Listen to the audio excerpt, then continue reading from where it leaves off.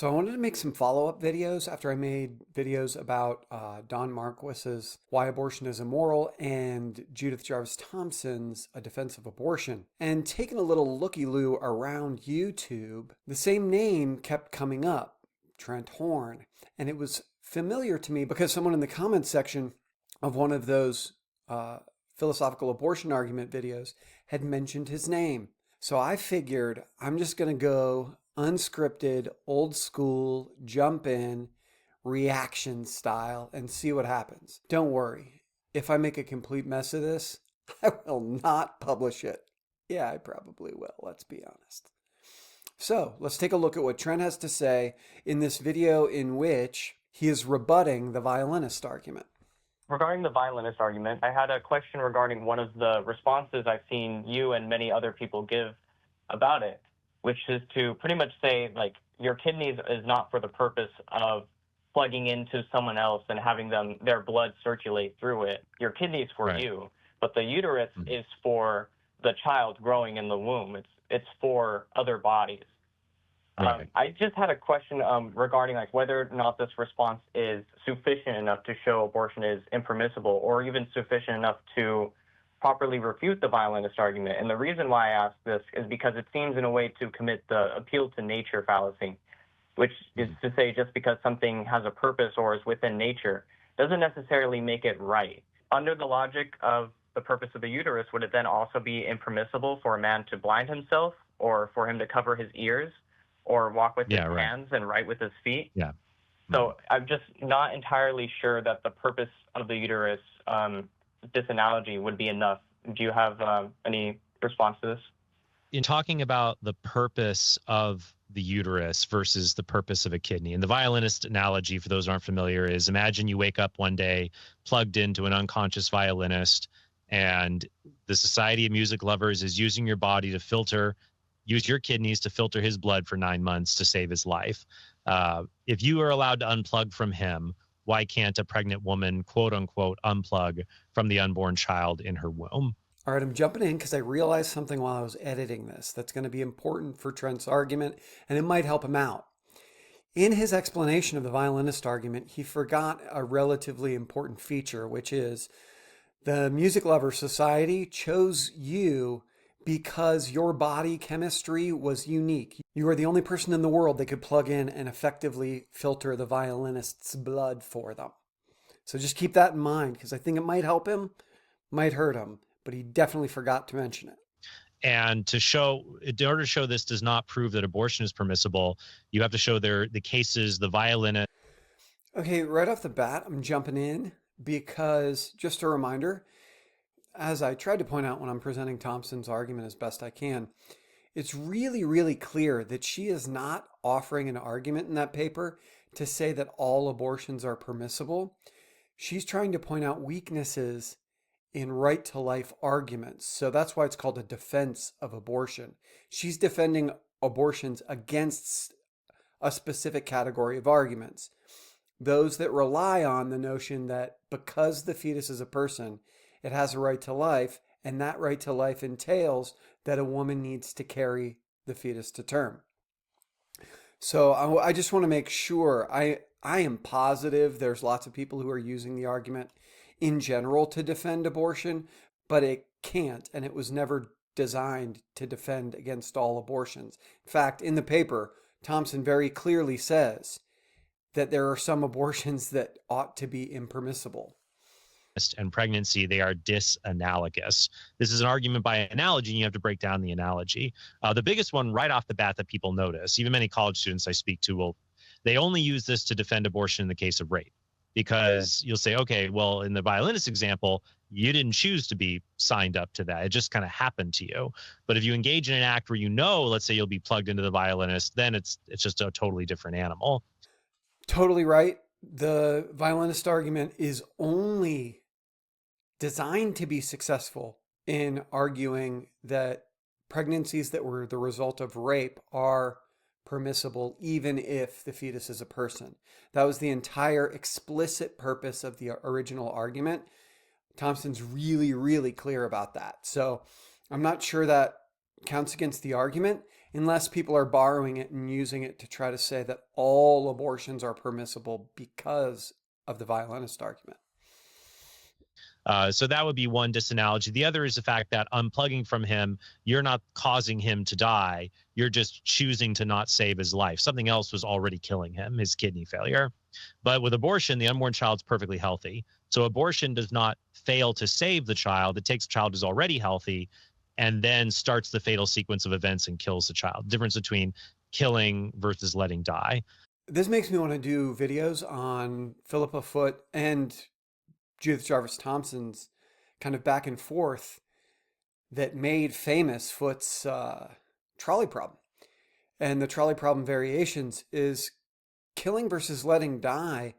That distinction's a little trickier to make if he wants to use it in the way he's using it, because one can always just say, no, the woman's intention is to not be pregnant. That's what we mean when we're talking about an intention.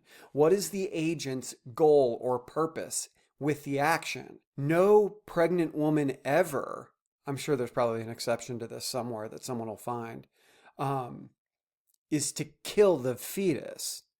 It's to not be pregnant. It just so happens, given the doctrine of double effect, that a necessary consequence of almost all abortions is that the fetus will die. So these sorts of intentionality arguments usually rely on a distinction between killing and letting die that isn't very well defined or very well supported. So Trent might have better justification for that sort of argument somewhere else. But right here, just to say, it is the difference between killing and letting die, isn't super compelling. And then the last example, so a lot of this is by pointing out the disanalogy. No single point will get you the whole way there, but cumulatively, the goal. So here, it's interesting the way you framed it. I'm not talking about the purpose of the uterus in order to make a natural law argument for the wrongness of abortion. I'm merely saying that the argument a pro-choice person is using, the violinist analogy argument, does not succeed because there are too many disanalogous points. And one of them does relate to the purposes of the organs. Now, you did talk about the naturalistic fallacy. Just because something has a natural purpose doesn't mean you always have to allow that purpose to be carried out. You know, a bacteria will naturally invade my body, but I'm allowed to repel them, for example. There's nothing wrong with that. But we do look at the natural uses of organs to determine morality. So, for example, what is the difference between what's the difference between amputation and disfigurement?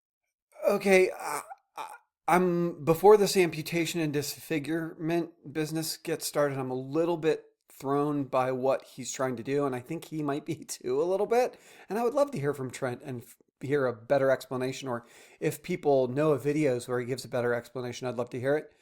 Right now, what he just said is this is disanalogous because a fallacious argument applies to the case I want to examine. So it would be the same, and fallacies, right? We throw them out. Informal or formal logical fallacies. We say those are bad arguments, bad reasons. We don't use them. So this would be the same as if I were to say, I was trying to give an example of how and why punching people in the face is wrong by talking about how similar it is to kicking someone in the shin. They're both acts of physical violence. They both cause pain. And I said, but they're dissimilar because in your example of punching in the face, you were punching a black person. Now, I know saying that black people and white people aren't equal is irrational and unjustified, but I'm not relying on racism in order to say that the punch in the face is more justified than the kick in the shin. I'm just trying to point out a difference. If the purpose of the organ is irrelevant because of the naturalistic fallacy, then that it's different is irrelevant in trying to demonstrate that the analogy doesn't hold. There's no way out of that. So maybe he'll save that with this amputee business. So what's the difference between medically justifiable amputation and just defacing and causing unjustified injury to the body? I'm reading the subtitles, so I know what he's going to say before he says it right now. So he's asking a question, and I want to try to get it right. What's the difference between justifiable amputation and just defacing and causing unjustified injury to the body? I'm going to say it's the desire of the patient. See, some of you, this is dating myself and advertising that I'm a football fan. Famous story about Ronnie Lott, legendary San Francisco 49ers safety, who was like just vicious, brutal hitter, is that in a game he broke his pinky. And if they were going to do like a bone graft or some kind of surgery to it, he was going to miss a bunch of games the next year. And he was like, fuck it, chop it off. Right? Like hardcore Ronnie Lott story. If you want to bro out, that's like going to appeal to, I'm a huge hit with the broy football fans, I'm sure. But yeah, so that's the difference, right? Like they amputated Ronnie Lott's pinky because he wanted it chopped off. There was no medical necessity there. The other reasons we do is because it's necessary, right? You have a gangrenous leg that's going to kill you if we leave it there. We'll chop it off. You have something diseased that you want to get rid of. We chop it off. So it's some combination of the desire of the patient coupled with injury or threat of risk, but usually the amputation takes place because the person doesn't want to risk dying. So that's my answer. Some combo platter of medical necessity coupled with the wishes of the person who's having a body part chopped off. What is, in order to make the difference there, like you can cut off a gangrenous limb. He used gangrenous limb too. Let's go, me and Trent. To save the body of a justifiable reason there, for the whole body. Let me talk about the uterus. Like removing a cancerous uterus is justifiable. I was so psyched to see if I got it right or wrong, and now he's moving on. I hope maybe he'll come back to it. Okay, so now we're talking about a cancerous uterus. For the goal of protecting the whole body. But removing a healthy uterus just because you don't want to get pregnant anymore, that is immoral because you're destroying something healthy without a justifiable reason for doing that. So you do take natural purposes into account. I'm trying to decide if I agree or what argument Trent could make other than it's naturally there and it has a natural purpose. I'm guessing he would say that purpose came from God. As to how and why it would be a moral wrong to remove a uterus. Probably the same reason it'd be wrong to get tattoos. But yeah, I mean, I that's my guess. But I still want to go back to, but I want to know the answer to the amputation question because I want to know if my Ronnie Lott example is perfect. I was really proud of that. I'm not cutting that out, even though he never answered the question. The reason that applies to abortion is to say, look, if someone requires assistance from me, do they have a natural right to that assistance? I'm super confused as to what this had to do with Ronnie Lott's pinky, the gangrenous limb.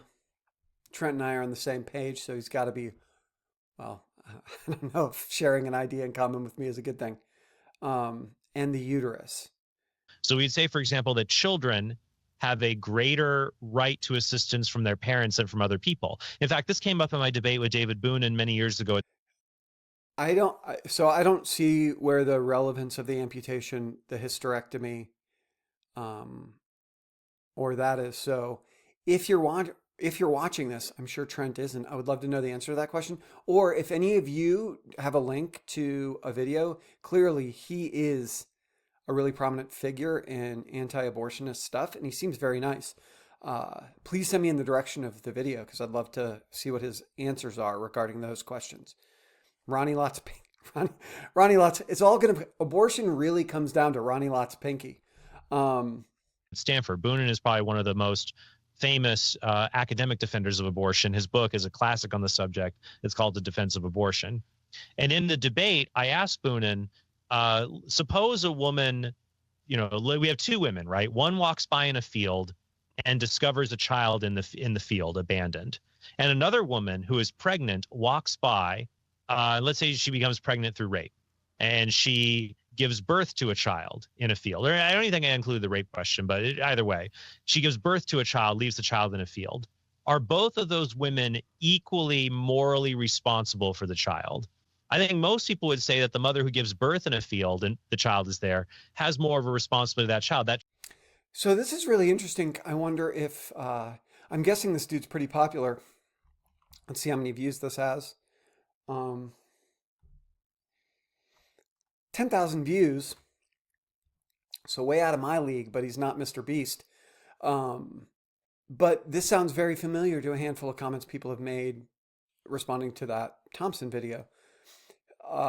And I'll say this, I would say the same thing to Trent that I would to those comments. Yeah, the mother who gives birth and puts the child in the field is responsible in a way the passerby is not, because she put the baby there. She put it there, right? It just so happened that she gave birth to it, but she's the one responsible for putting it in the field. Whether it was a pregnant woman, whether it was the pregnant woman or an adopted mother, or a nanny, or a babysitter, or a friend of the family, or someone who kidnapped the baby then left it in the field, which that makes it a totally different moral case. But their biological connection to that baby isn't even on the list of things. That it's their mother isn't even on the list of things. That it's their biological mother isn't even on the list of things that would make me think it was wrong. Now, I can't believe I just did that because I'm jumping the gun. And maybe that's not where he's going to go with this argument, but that's where a lot of the comments in my comment section went with it. So, yeah, one could absolutely consistently say the woman who put a baby in the field and left it there is responsible for the baby being in that field in a way that someone just walking by is not. Child has more of a natural right to that woman than the stranger who just happens to walk by. But the only way to explain that is because it's the child's mother. Actually, no, it's not. It's that she put the baby there. The child has a relationship there. So even if it was from the case of rape, there's still the biological connection, and the mother's body, the biological mother's body, is for that child. Okay, there's really a built-in sort of natural law, God's purpose argument in there, which may be a good one, but we ought to at least make it explicit. If you're saying that that biological mother's body is for that child, someone had to give it that purpose. And if the woman was raped and she didn't want to be pregnant, it wasn't her. So Trent, and it seems like dude's super Catholic, is going to be thinking it was God's purpose to make women such that they are kind of vessels to get pregnant and make babies, specifically for that baby. But you might as well just come right out and say that, I think, because there's no kind of secular, irreligious argument that's going to say someone's body was made for something that can just so happen to it, or a biological or natural function it just might have. When we talk about children having a right to life, so for example, we talk about you and I having a right to life. That just means don't shoot me, don't poison me. If you leave me alone, you respect my right to life. If you leave an infant alone, you violate his right to life. So for an infant to have a right to life, an infant must have a natural right to another person to sustain him or her. So who would that be? What makes most sense would be the individuals that cause the infant or the fetus to come into existence. So I'm talking about this not so. And this is where the fundamental disagreement that he'll have with Thomson comes into play, because she'll say, no, the rights that the child has are those that are taken on by the people who agree to be the child's caregiver, regardless of their biological relationship to the child. So much about the use of the organ, like a natural law argument in that way, but rather as human beings, we have the natural right to care from others. So it's not about it being biological connection. It's not about the natural purpose or natural right. But really, basically, it's that the woman's body was made special to provide for that baby. Who is the primary beings that an infant has a natural right to? And that would be the parents. If a fetus has a right to shelter, if children have the right to shelter and food from their parents, then fetuses would have that right as well.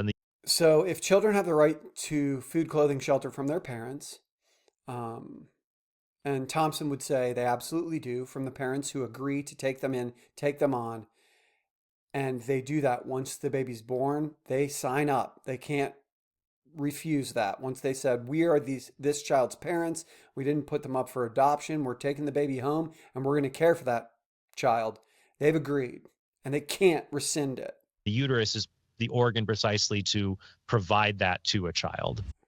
So because the uterus can provide the food and shelter required for the fetus to live, it has a natural right to that uterus. And what makes that uterus something the child has a right to is just the natural state of affairs. It sounds a lot like a naturalistic fallacy to me. Hey, thanks for watching. If you like this Catholic answer... Oh, that was it. I'm assuming Trent's really Catholic. It's called Catholic Answers. This is... I'm an expert here finding some interesting stuff to talk about. Pretty sure this guy's a Catholic.